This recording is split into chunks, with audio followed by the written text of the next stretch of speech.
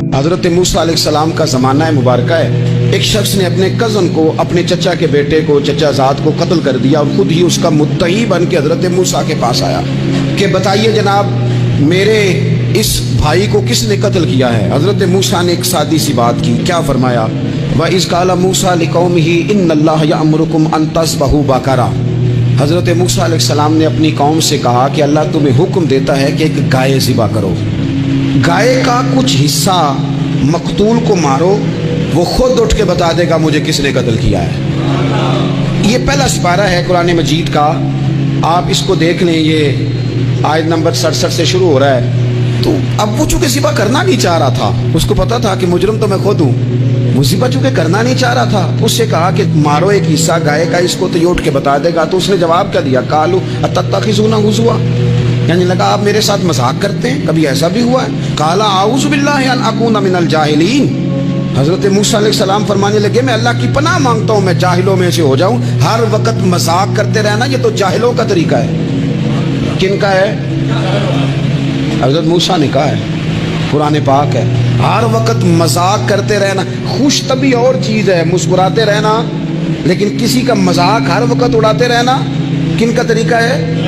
جاہلوں کا۔ جب کہا نہیں ذبح کرنی ہے تو اب ذرا دیکھیے کرنا نہیں نہ چاہ رہے، قالوا ادع لنا ربک یبین لنا ما ہی، کہنے لگے اے موسیٰ پھر آپ نہ رب سے دعا کریں کہ وہ ذرا کھول کے بتائے وہ گائیں کس طرح کی ہو، ارادہ نہیں نہ ذبح کرنے، آپ دعا کریں۔ قال انہ یقول انہا بقرۃ لا فارض ولا بکر، فرمایا کہ رب کہتا ہے وہ گائے نہ بوڑھی ہو نہ زیادہ بچیا ہو، اوان بین ذالک، ان کے درمیان ہو، یعنی جوان گائے ہو۔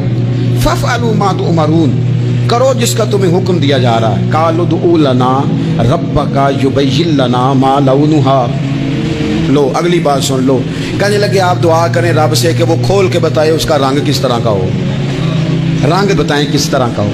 قال انہ یقول انہا بقرۃ صفراء، فرمایا رب فرماتا ہے کہ صفراء رنگ کی ہو، یعنی گہرے زرد رنگ کی ہو، کہ رب فرماتا ہے اس طرح کی گائے ذبح کرو۔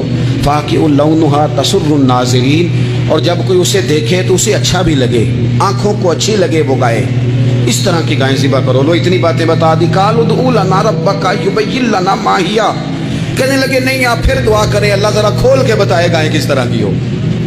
ان البقرہ تشابہ علینا، ہمیں ذرا گائیں پر شبہ پڑ گیا ہے کس طرح کی ذبح کرنی چاہیے۔ وَإِنَّا انشاءاللہ لمہتدون، اگر اللہ نے چاہا تو ضرور ہم ہدایت پا جائیں گے۔ پھر اللہ تعالیٰ نے فرمایا کہ قال انہ یقول انہا بقرۃ لا ذلول تثیر الارض، گائیں اس طرح کی ہو کہ وہ کبھی کھیتی میں نہ چلائی گئی ہو، یعنی اس کو کبھی کام نہ اس سے لیا گیا ہو۔ بیل کو لوگ لگاتے تھے نا، جو کام آج ٹریکٹر سے لیا جاتا ہے وہ گائے بیل سے لیا جاتا تھا، تو وہ کھیتی باڑی کے کام نہ اس کو لگایا گیا ہو، ولا تسقی الحرث، اور نہ اس سے پانی نکالا گیا ہو، نہ کھیت چلانے ہل چلانے میں لگائی گئی ہو، اور وہ جو کنواں ہوتا تھا جس کے گرد گائیں گھومتی تھی، تو کہا وہ بھی کام اس نے نہ کیا ہو گائے نے۔ مسلمۃ لا شیۃ فیہا، وہ ہر عیب سے پاک ہونی چاہیے۔ قالوا الآن جئت بالحق، اب کہنے لگے اب آپ صحیح بات لے کے آئے، اب سوال ختم ہو گئے نا، کہنے لگے اب آپ بات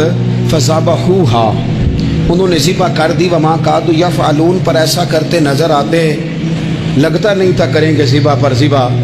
اچھا یہ گائیں پھر ملی کیسے؟ امام خازن کہتے ہیں کہ ایک نیک آدمی تھا، تو اس کا آخری وقت آ گیا تو اس کے پاس جو کل جمع پونجی تھی وہ ایک بچیا تھی، گائیں کی بچی، بچیا ویڑی، اس کے پاس وہ ایک بچیا تھی صرف۔ تو اس نے اس طرح کیا کہ اس کی گردن پر ایک مہر لگائی، اللہ کے نام پر بطور امانت اس نے اس کو جنگل میں چھوڑا، کہا یا اللہ میرا بیٹا ایک ہی ہے وہ بھی چھوٹا ہے، اس کی حفاظت کرنا اور میرے بیٹے کو پہنچا دینا۔ بچہ بالغ ہو گیا، اس کی ماں نے کہا بیٹا جو امانتیں رب کے پاس رکھوائی جائیں نا ان میں خیانتیں نہیں ہوا کرتی، جا کے جنگل میں آواز دے تیری گائے واپس آ جائے گی۔ اس نے جا کے جنگل میں آواز دی کہ وہ جو میرے باپ نے امانت رکھوائی تھی وہ کدھر ہے؟ وہ نشان لگی ہوئی گائیں دوڑتی ہوئی اس کے پاس آئی۔ واللہ خیر الرازقین، جب رب بندوبست کرے، جب اللہ بندوبست کرے تو پھر معاملہ اور ہوتا ہے۔ وہ گائے آ گئی، اب اس نے کیا کیا اس نوجوان نے کہ وہ گائے گھر لایا، ماں سے آ کے کہا کہ اماں یہ تو اللہ نے فضل کر دیا۔ ماں کہنے لگی پتر حالات ہمارے خراب ہیں، منڈی میں لے جا اسے بیچ دے، لیکن سودا میری مرضی کے بغیر طے نہ کرنا۔ کس کی مرضی کے بغیر؟ کس کی؟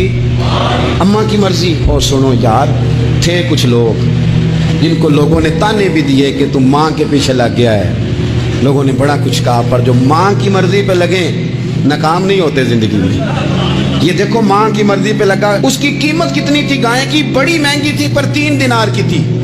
منڈی میں لے گیا، 3 دینار اس کی قیمت لگ گئی۔ تو ماں نے کہا تھا میری مرضی کے بغیر سودا نہ کرنا۔ اب بچے تو نہیں نہ مانتے، اماں کو کیا پتا باہر بزنس کیا ہے، لین دین کیا ہے، پر ماں نے کہا تھا میری مرضی۔ بندہ دے رہا ہے اسے 3 دینار، اس نے کہا جی میں نے طے تب کرنا ہے، ڈن تب کرنا ہے، پہلے اماں سے پوچھنا ہے۔ گھر جا کے اماں سے پوچھا، اماں کہنے لگی دے دے۔ واپس آیا تو اس نے کہا کہ میں 6 دینار دیتا ہوں، پر میری شرط ہے ماں سے نہیں پوچھنا۔ اس نے کہا تو 12 بھی دے، ڈن تب بھی ہونا ہے جب اماں نے کہنا ہے۔ وہ جب اس طرح کی اس نے گفتگو کی، واپس اپنی والدہ کے پاس گئے، کہنے لگے اماں سمجھ نہیں آتی، 3 دینار کی گائیں بندہ 12 میں خریدنے کو تیار ہے، شرط لگاتا ہے کہ اماں سے نہیں پوچھنا۔ تو والدہ کہنے لگی پتر پہلے اس سے جا کے پوچھ کیا وہ ہے کون؟ یہ کوئی روحانی معاملہ ہے، کوئی غیبی مدد ہے، پوچھ۔ اس سے جا کے پوچھا تو وہ کہنے لگا میں تو فرشتہ ہوں اللہ کا، تو نے گائیں بیچنی نہیں، اس لیے کہ تیرا باپ بھی نیک ہے، تیری ماں بھی نیک ہے، رب تیرے رزق میں برکت پیدا فرمانا چاہتا ہے۔ ماں باپ نیک ہونا، رزق میں برکت ہو جاتی ہے۔ ماں باپ نیک ہوں، ان کی صالحیت کا اثر پہنچتا ہے بچوں تک۔ رزق حلال کما کے لانے والے ہوں تو گھر میں برکت ہوتی ہے۔ جا کے کہا کہ تیرے ماں باپ نیک تھے، اسے نہ بیچنا گائے کو، تو کیا کریں؟ کہنے لگے بنی اسرائیل والے سوال کر کے خود مشکل میں آ گئے۔ اب وہ ایسی گائے جو جوان بھی ہو، یہاں تو ہر غریب آدمی اپنی گائیں یہاں لگا دیتا ہے، کھیتی باڑی میں یہاں لگا دیتا ہے، کنویں میں پانی نکالنے میں، تو یہاں تو ہر ایک کی گائیں، تو ایسی گائیں جس کا رنگ بھی اتنا پیارا ہو، زیادہ بوڑھی زیادہ بچی بھی نہ ہو، اور ابھی تک کھیت میں بھی نہ لگی ہو، وہ سوائے تیرے کہیں نہیں ہے۔ اس نے کہا چل پھر مہربانی کر بتا میں کتنے کو دوں گائیں، اگر وہ آ جائیں تو کتنے کو بیچنی ہے؟ اسے کہنا کوئی نہیں، ریٹ تو زیادہ کرنا ہی نہیں، ان سے کہنا گائے کے اندر سے گوشت نکال دیں اور جتنا گوشت ہے اتنے پیسے بھر دیں، اس کی کھلڑی بھر دیں۔ اب وہ بنی اسرائیل والے ڈھونڈتے پہنچ گئے، کہا جناب گائیں 3 دینار کیا 6 لے لو۔ اس نے کہا نہ بھائی، ذبح کروں گا، گوشت نکالوں گا، جتنا وزن گوشت کا اتنے پیسے بھرو گے کھال میں تو پھر گائے تمہیں ملے گی۔ اب مجبور تھے، کیا کرتے؟ ابن کثیر حدیث لائے ہیں، امام سیوطی نے در منصور میں بھی لکھی ہے، نبی پاک صلی اللہ علیہ وسلم نے فرمایا سنو جوانوں، اور اسے دل کی تختی پہ لکھو، نبی پاک علیہ السلام نے فرمایا اگر بنی اسرائیل والے زیادہ سوال نہ کرتے تو اتنی مشکل کا شکار نہ ہوتے۔ انہوں نے سوال اتنے کیے کہ چارہ نہیں ہے اب ان کے لیے، چارہ نہیں ہے اب ان کے لیے کہ یہ ادھر ادھر جا سکے، مجبوری بن گئی، یہی گائے خریدنی ہے، یہی لے جانی ہے۔ اب اتنا سارا مال جمع کر کے وہ گائے خریدی، ذبح کی، تو مقتول کو جب اس کا ایک حصہ مارا تو اس نے اٹھ کے کہہ دیا یہ جو مدعی بنا ہوا ہے نا، یہی تو میرا قاتل ہے، یہی تو میرا قاتل ہے، یہی تو ہے جس نے یہ سارا کام کیا۔